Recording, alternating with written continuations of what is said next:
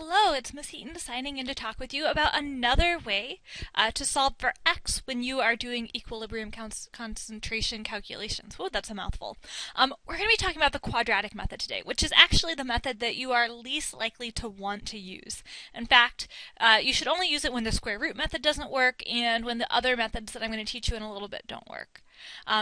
Basically, this is your last resort. But you got to know how to do it, and it's a great application of what you've learned in math class, because after you set up your KEQ and your ICE equation, what you're going to do is use the quadratic formula. You know what this is. Remember, to solve for x is going to be negative b plus or minus the square root of b squared minus 4ac all over 2a.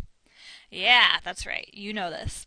And then remember in your equation you've solved your KEQ equation so that 0 equals ax squared plus bx plus c. And that's where you get your a, b, and your c from that go into this equation. You are going to get two values when you do the quadratic equation. Only one of them is going to make sense based on your information in your ICE chart. For example, if you get one of the x values to turn out to be 10, and you only started out with 2 molar of the reactants, you wouldn't do 2 minus 10 and get negative 8. That would just be weird. So you have to look at the numbers that you get when you solve for x and use the ones that make most sense. So we're going to try a problem that will end up being a quadratic problem. You may want to pause and write this down, and we'll dive in and begin. You're going to start the same way that we've started all of our problems so far. You're going to be using the ICE charts, and we know that because we are given initial amounts, a mixture of this, this, and this is created. Calculate the concentrations at equilibrium. And so we know our I row values. We know that the initial amount of H2 is 0.625, initial amount of I2 is 0.415, and the initial amount of HI is 0.225. And in our change row, we will do minus x, and plus 2x. And we're going to try to solve for that end row, that equilibrium row. Our KEQ equation will be set up the same way we've been doing. KEQ will be products over reactants.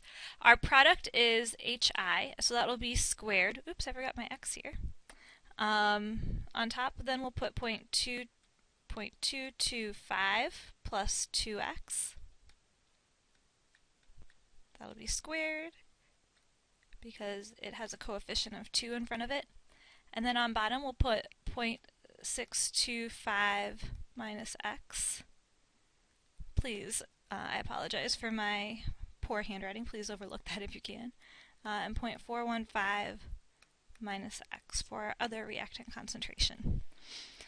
So as you can see here, we can't use the square root method because we don't have a squared on top and a squared on bottom. So we're going to have to use another method.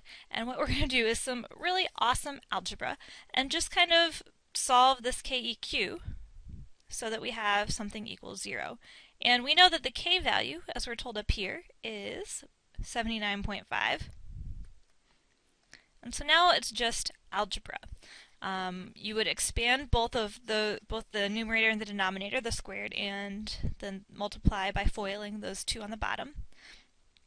And I'm going to scroll over a little bit if I can. Nope, it doesn't look like I can. So we'll just go down here. 79.5, our K value, equals this foiled on top, and it turns out to be 4x squared plus 0.9x plus 0.050625. Then on bottom, x squared minus 1.04x plus 0.2594. Wow, these are fun numbers, aren't they?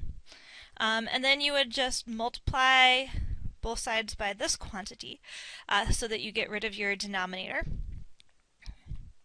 And so I think I rearranged this a little bit, but basically this is what was in your numerator.